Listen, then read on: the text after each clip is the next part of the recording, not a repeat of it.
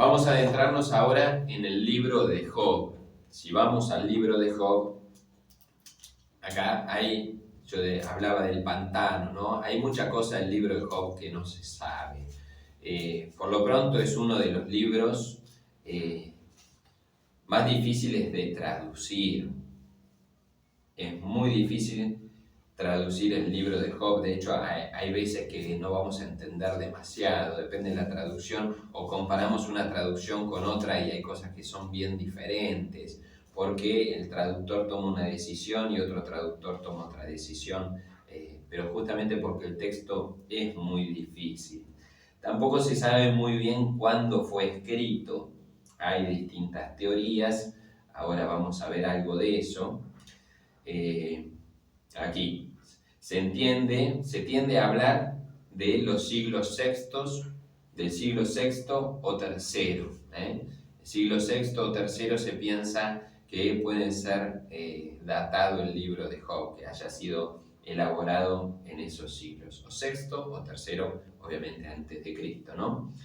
El tema del sufrimiento inocente, común a Job y al deutero Isaías, especialmente en 52:13 al 53:12, y Jeremías lleva a algunos autores a hablar del destierro como época adecuada para la composición, ¿sí? Por la temática que trata, se cree que fue elaborado en el tiempo del destierro en Babilonia. Pero, insisto, todas teorías, no tenemos certeza. Ahora, ¿cuál es la temática del libro de Job? La temática está clara, es el planteo del sufrimiento del hombre, pero no del sufrimiento de cualquier hombre, sino del sufrimiento del hombre justo. Escuchábamos algunas citas del Eclesiastés hace un rato, y justamente en ese pesimismo característico de ese libro, una pregunta es ¿por qué sufre el hombre justo?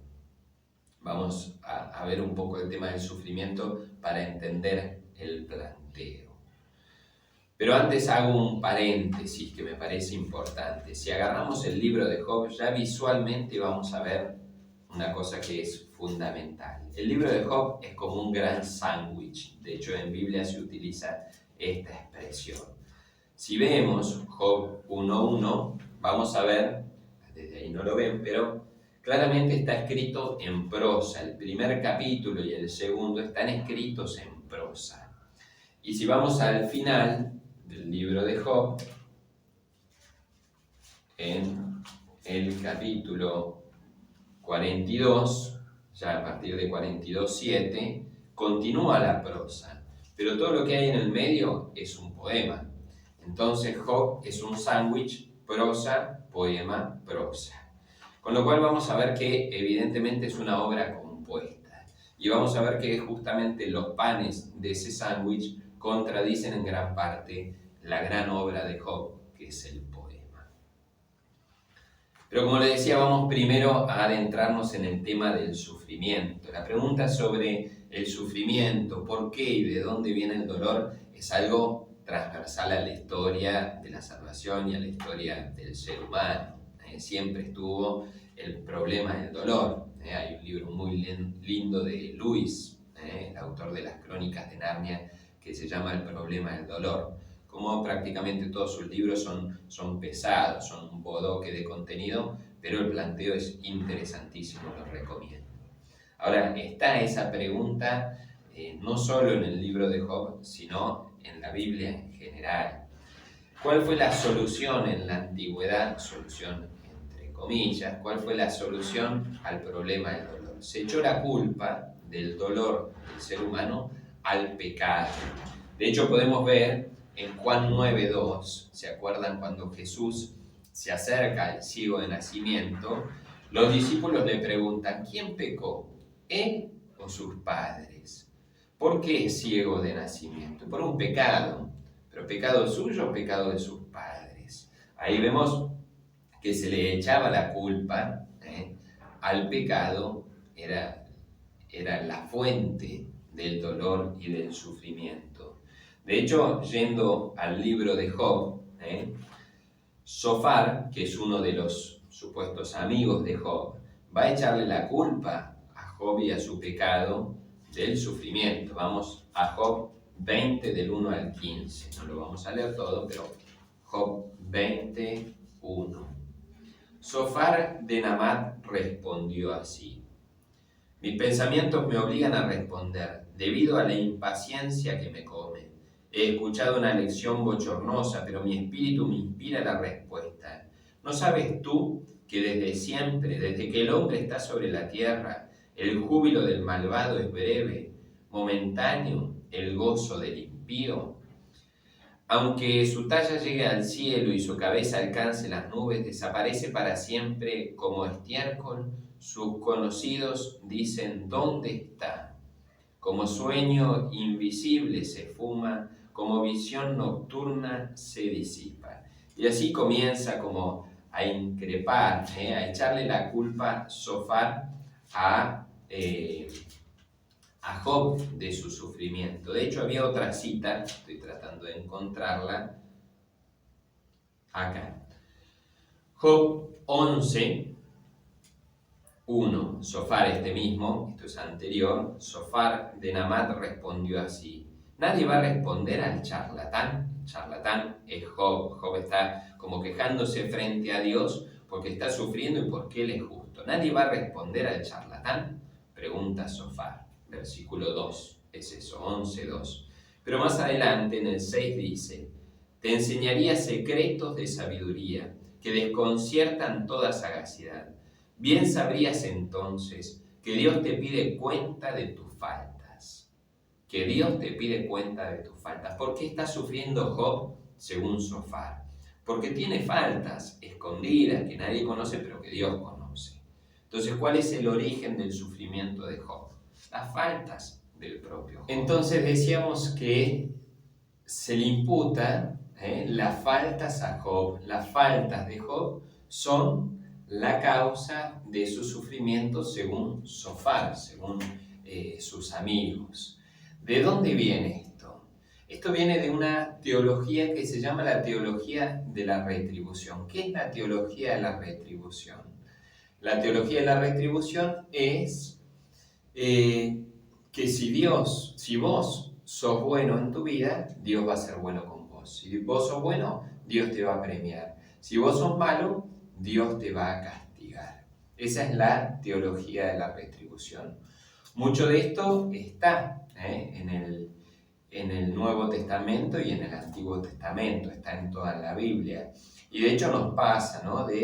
Hoy en día seguimos diciendo, lamentablemente, si te portás mal, Dios te está viendo, Amenazamos a los chicos, Dios te está mirando. A veces incluso en la misa, si se porta mal un chico, la madre le dice: mirá que el sacerdote te está mirando. Error garrafal pedagógicamente hablando. Eficiente, pero error garrafal.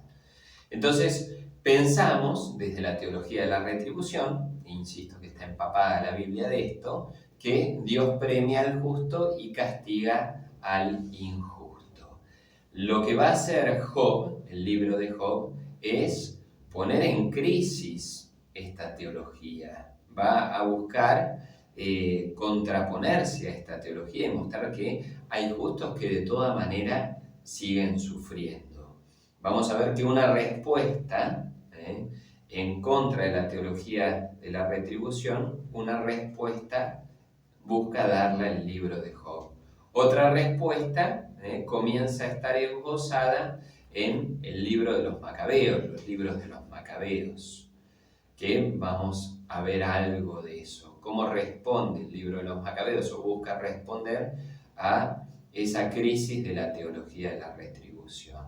Entonces, frente a esa teología, por un lado, el libro de Job, por otro lado, el libro de los Macabeos. Entonces, en el libro de los Macabeos aparece una respuesta frente a la teología de la retribución.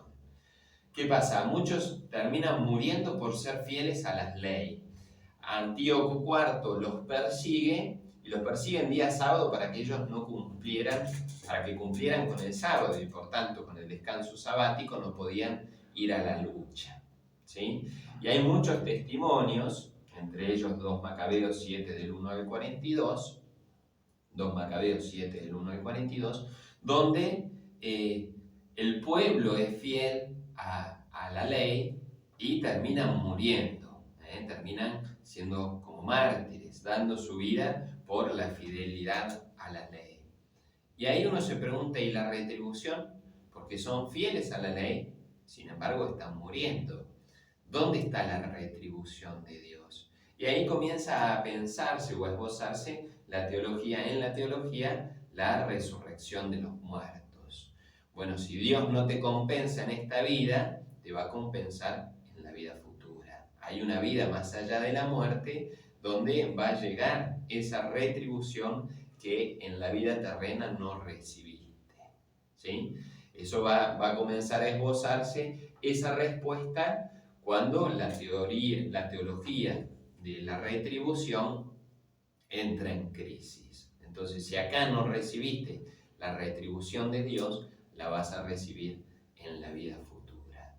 Nosotros podemos decir cómo entonces esto de la resurrección de los muertos, recién con los macabeos y los helenistas comienza a esbozarse.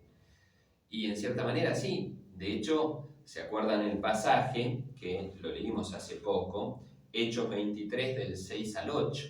Hechos 26 del 6 al 8. Pablo está, estoy en el Nuevo Testamento, ¿no? Hechos de los Apóstoles. Pablo está en un juicio y astutamente Pablo sabe que están los fariseos y los saduceos. Pablo era de la línea de los fariseos en su origen. Y los fariseos creen en la resurrección de los muertos. Sin embargo, los saduceos no. Insisto, estamos en el Nuevo Testamento, pero hay una división entre los judíos de aquellos que creen en la resurrección de los muertos y otros que no. Por lo tanto, vemos que esto de la resurrección de los muertos y la vida futura es algo que comenzó a esbozarse bastante tarde dentro de la fe. Solo para entender, ¿no?, que esto es bastante posterior. ¿Y qué hace Pablo? Entonces dice, bueno, a mí me persiguen por creer en la resurrección de los muertos. Claro, los fariseos lo toman a Pablo como abanderado y quieren defenderlo. Se arma un despelote lindo ahí y Pablo zafa, podemos decir.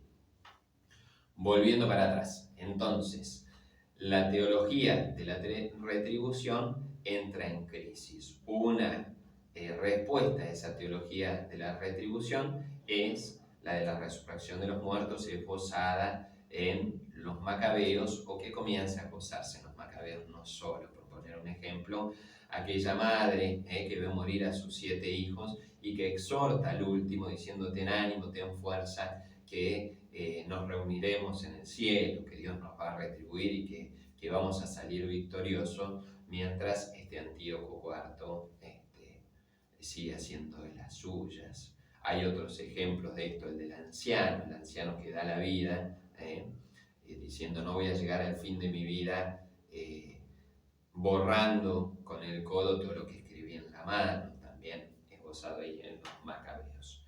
Entonces, vamos ahora con la otra respuesta, que busca salir al cruce de la teología de la retribución. Y para esto vamos al libro, bueno, como les decía, ¿sí?, en el libro de Job, este sándwich, donde está la prosa y en el medio el poema. Justamente el poema va a entrar en crisis con la teología de la retribución y la prosa va a querer hacer más ameno esa crisis y ese contraponerse a la teología de la retribución y va a alivianar las cosas. De hecho, en general, lo que nos queda en la cabeza, lamentablemente, pero es el pan del sándwich, todo lo que fue escrito en la prosa. Solemos hablar de la paciencia de Job. Sí, pero el Job que tuvo paciencia, en realidad, es el Job que se nos presenta en la parte escrita en prosa, en los capítulos 1, 2 y en el último capítulo, donde la mujer de Job exhorta a Job a insultar a Dios, a negar a Dios. Y Job no se sube al barco. Job dice: Dios me lo dio, Dios me lo quitó, qué grande es mi Dios. Ese suele ser el Job que todos recordamos.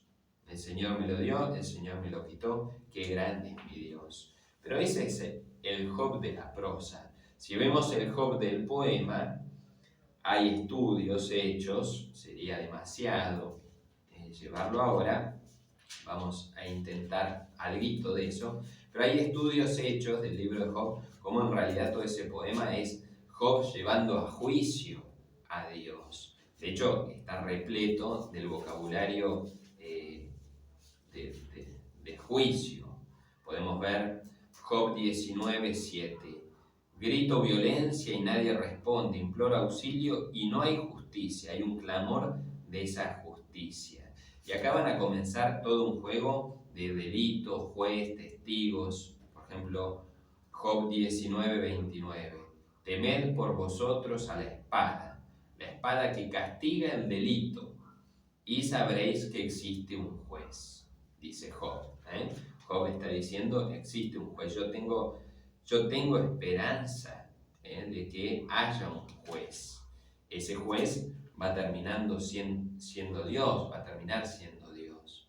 Frente a las defensas, o a las acusaciones, mejor dicho, de estos tres amigos de Job, que acusan a Job de haber cometido algún delito, Job se defiende, e incluso se defiende frente a Dios. Pero ahí hay un juego que Dios en algún momento es como el acusado, Dios es el juez, Dios es el testigo, es una mezcla, ¿no? Pero se va viendo todo esto del juicio de Job. Así que resulta que esa paciencia idílica de Job, el Señor me lo dio, el Señor me lo quitó, qué grande es mi Dios, bueno, al final este hombre paciente termina llevando al juicio ni más ni menos que a Dios. Otros ejemplos de este vocabulario de juicio y de esta especie de juicio poco sistemático, ¿no? Yo sé que estoy siendo poco sistemático yo, pero también es poco sistemático Job. Está también en Job 16. Si vamos a Job 16, en el versículo 19 va a decir Job: pues tengo en el cielo mi testigo. Es Dios el testigo, esto que yo decía que es un poco el juez, un poco el testigo, un poco el abogado. Mi defensor habita en lo alto. Es testigo y es defensor también. Eso dice Job. Y más adelante ya habíamos citado ese del capítulo 19. Más atrás, en realidad, Job 13, versículo 7, va a decir: ¿vais a usar la mentira en defensa de Dios? ¿Usaréis el fraude en su favor? ¿Seréis parciales con Dios? ¿Defenderéis así su causa? Está Job preguntándole a sus amigos que venían defendiendo a Dios, diciendo, bueno, Dios es justo porque te está haciendo esto por algún pecado que vos no querés reconocer. Entonces, en todo este juicio, en todo este poema, vamos a ver que está plagado de ese vocabulario judicial. Está lleno de jueces, acusaciones, defensa, testigos, defensores, en el cual ese Job paciente en realidad no es tan paciente y está acusando a Dios, en cierta manera, ni que hablar a sus amigos, pero a Dios diciendo, esto no es justo. Y acá vamos a intentar ver cuál es la respuesta del libro de Job al sufrimiento y al dolor. Y en realidad la respuesta es que no hay respuesta. Vamos a decir, bueno, una vez más nos quedamos sin respuesta. Sí y no. La respuesta es, vamos a buscarlo aquí. La respuesta es la siguiente. Es enorme el libro de Job, a diferencia de Jonás, que eran 4 capítulos, el libro de Job es enorme. Vamos al capítulo 36, versículo 22. O mejor, vamos al capítulo 38, versículo 2. 38:2. 38:1. Yahvé se dirigió a Job desde la tormenta. ¿Quién es este que denigra mi designio diciendo tales desatinos? Pregunta a Dios, ¿quién es este? Sobre Job, ¿no? ¿Quién es este que anda diciendo estas pavadas, que me pone en duda mis designios, que está poniendo en duda mis designios, lo que yo decidí? Si eres valiente, cíñete los lomos. Te voy a preguntar y tú me instruirás. Una ironía absoluta. Si Jonás, en el curso anterior veíamos lo irónico que es que hasta los animales hacen penitencia, acá continuamos con la ironía de la palabra de Dios. Tú me instruirás, le dice Dios a Job.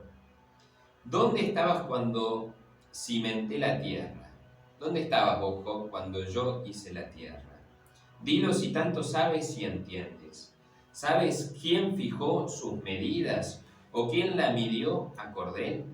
¿Dónde se asientan sus bases? ¿Quién puso su piedra angular entre el vocerío de los luceros del alba y las aclamaciones de los hijos de Dios? ¿Quién cerró el mar con compuertas cuando escapaba impetuoso de su seno? Cuando le ponían nubes por mantillas, nubes tormentosas por pañales, cuando le marcaban los lindes poniendo puertas y cerrojos. Vamos un poco más adelante, versículo 12. ¿Alguna vez has mandado a la mañana, le pregunta Dios a Job, o asignado su puesto a la aurora, para que agarre a la tierra por los bordes y sacuda de ella a los malvados, para que tome forma como arcilla de sello y quede coloreada como un vestido, para que niegue a los malvados su luz y quede roto el brazo sublevado? Has entrado hasta las fuentes del mar. Entonces, desde la cosmología, desde el mundo, Dios le muestra a Job que Job no entiende nada. Y que Job no puede, vuelve como a ubicar a Job diciendo, sos una humilde criatura. No me vengas a plantear a mí cómo hago las cosas. No vengas a poner en duda y a llamarme a juicio, a mí y a mis designios, cuando el que creó el mundo soy yo. Yo soy el que entiende cuál es el juego del dolor, del sufrimiento en todo esto. Y así continúa, ¿no? Es bien largo todo esto, pueden leerlo, pero la verdad que, ¿cuál es la respuesta? ¿Cuál es la respuesta que Dios da a Job? Diciendo, ubicate. No suena mal, pero la verdad que lo que hace es eso, diciendo, ubicate, sos una humilde criatura. No te pido que lo entiendas, pero no me vengas a llamar a juicio a mí. Y de hecho termina en el capítulo 42, Job vuelve a responder a Dios y acá termina el poema. Job respondió a Yahvé, me doy cuenta que todo lo puedes, que eres capaz de cualquier proyecto. Dijiste, ¿quién es este que vela mi designio con razones carentes de sentido? Sí, hablé sin pensar de maravillas que me superan y que ignoro.